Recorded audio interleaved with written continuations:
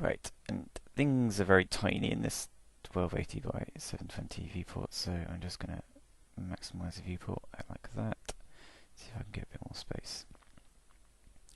I'm going to minimize the modeling ribbon for the moment, and I'm going to go into a left view by pressing the key L for left.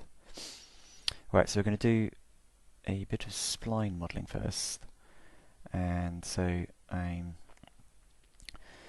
going to select a line, and I'm going to click and drag to draw out a Bezier spline. So click, drag, click, drag,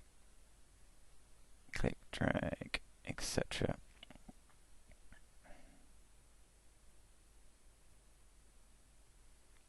There we go, that'll do. So right click to end the spline. Now I'm going to make some adjustments to it. So pressing W enables a various, so we've got W, E for circling, rotations, R for scale. So I'm just going to make, I can click on W for the movement transform for this. Now one thing that's worth noting is that the way the max movement snaps work can be a little annoying when you're working with Bezier handles.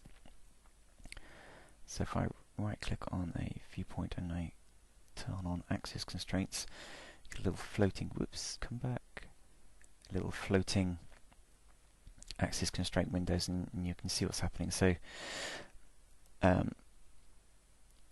if I click on a vertex, or drag select a vertex like this, and I click the little plane icon there on the transform gizmo, I can move anywhere in the XY plane, and that works in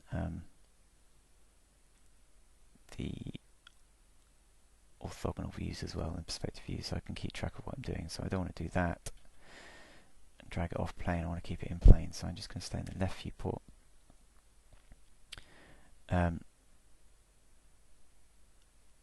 Now the next thing is, if you click on a axis like this, then you'll constrain it to that particular axis, and you can see the axis constraint there has changed, and also there it changes again, which is fine. But now I've also constrained my Bezier handle to the x-axis as well, which is okay. But if I click on that Bezier handle, because it's right on the transform axis, it's going to immediately click the y-axis as well. So if I'm trying to adjust this Bezier handle, I'm a bit stuffed. So the way around it is to toggle the axis snap feature in Max, so that if you happen to be trying to click on an axis constraint at the same time as trying to move something, that doesn't mess you up. So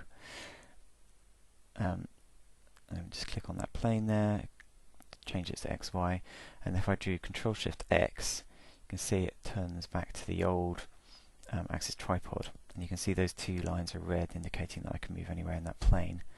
And if just one of them is red, then you can only move in one axis, like that. So now I've got this set up, I can move my Bezier handles freely without getting entangled in the axis transform constraint. So I'm just going to move this all around a bit, and what I'm trying to do here, just in terms of what I'm going to do next, I'm just trying to line up and get a nice bit of spiraling into here. I'm not really thinking about it too much. Right, let's just drag that off over there, and I'm just going to add, by doing refine here, just going to add another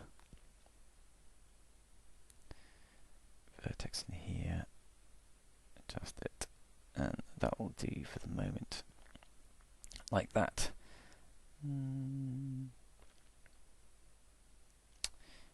Yeah. In fact, what I'm going to do here is just drag all of those and select that, and and I'm going to set a center pivot point, and I'm just going to drag and shrink all that lot a bit, and W to change the movement again. Just fix that a little bit, so just trying to spiral it all inwards a bit.